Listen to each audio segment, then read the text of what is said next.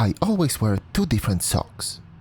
At this point, it's just a well-established habit I don't really think that much about, but that wasn't always the case. It used to be my way of rebelling.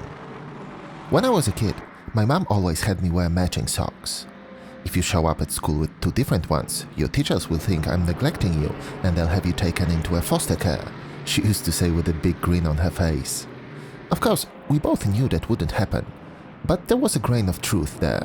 People do care for some reason. Not about socks in particular, but about social norms, what we can and cannot wear, how we can and cannot act. As kids, we're taught all these rules, but without the baggage of experience and cultural context, they don't make any sense. And to me, socks were always the embodiment of that, something hardly anyone ever sees, and yet we waste so much time making sure it's perfect. But I did as Mom said. It felt like the right thing to do. I didn't want anyone to think less of her. But once I moved out and started living on my own, when there was no chance it would reflect badly on my mom, my need to break this particular rule, dormant for so long, awoke. I was a young adult, and no one was going to tell me what socks to wear and how to wear them. We all have our little rebellions, tokens of our individuality. Every person you know has put something out there for others to see that says, there is only one me in the entire world, and I'm proud of that. Sometimes they go full Lady Gaga, without the shred of subtlety. Other times, it's only for those who know what to look for. It might be clothing, home decor, or maybe speech mannerisms. There are 8 billion people out there, so the possibilities are almost endless. But when I'm in my sim rig, no one knows what socks I'm wearing. When I started sim racing more seriously, after coming back to the hobby after a long time away, I wanted to immerse myself in the dream of being a real racing driver. Not just competing against others and fighting for better lap times, but also representing myself, both as an individual and as a part of a team. I wanted a custom livery that would be identifiable as me, regardless of what car I was driving. A canvas that would grow to represent my racing journey and become part of my identity on the track. Like with most of my projects, the vibes were strong, but the know-how was not. I have no graphic design skills, I still draw like I did when I was in the preschool, and I rarely see pictures in my head. I am not a visual artist. But the most iconic racing liveries in history weren't designed in a vacuum. They were continuations of previous designs, influenced by sponsors, team owners, drivers, and many more external factors. They evolved over time. Besides, I didn't need an iconic livery, just one that is mine, way more achievable. I started experimenting. A small tribute to my mom plus my name and flag were the only constants from car to car. Everything else was mostly noise. Too many colors, too many shapes, too many logos slapped on them, too many filters in GIMP applied at once. There are so many filters in GIMP. But there were lessons too. Less is more, for example. Deleting suddenly became the most powerful tool I had in my arsenal. Uniformity.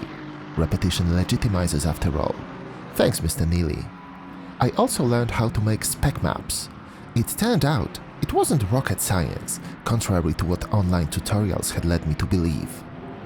But these were all technical, so to speak, realizations. My biggest creative lesson had nothing to do with GIMP, color theory, or design principles. It was about storytelling. My best friend sent me a song he made once. It was about us playing Apex Legends, and one verse immediately stuck with me. Simon and team, not quite supreme. To this day, I think it was a masterstroke on his part. It not only captured our performance in Apex perfectly, but it also did something I had struggled with for a long time. It verbalized how I felt about my progress as a sim racer in just 3 words. Plus, NQS is just a great abbreviation. So, I had the name of the team. It felt so fitting. But in the back of my head, something interesting was happening. My brain started building a backstory. I'd find myself thinking about where NQS racing would actually be founded if it was real. What would their first successes and struggles be? What might have led them to where they are today? And where are they today? I wasn't obsessing over it. These questions were more like fun little distractions at work or on my way to the supermarket. Like daydreaming, but not about winning the lottery. The lore was steadily growing, and it started influencing the design of the cars. When I started working on a new one, I wasn't asking, what can I do to make this look cool, anymore. Instead, I started asking, what would these people I invented based on my beliefs and experiences do with this car to make it feel theirs? What sponsors would they accept? Would they sacrifice their personal integrity for more money? It freed me from the burden of pressuring myself to design a livery that everyone would think is great. I only needed to design one that they would approve. And yes, I do realize that needing fictional proxies to get there probably says a lot about how messed up I am. If you're a mental health professional, feel free to leave a comment down below. It snowballed from there.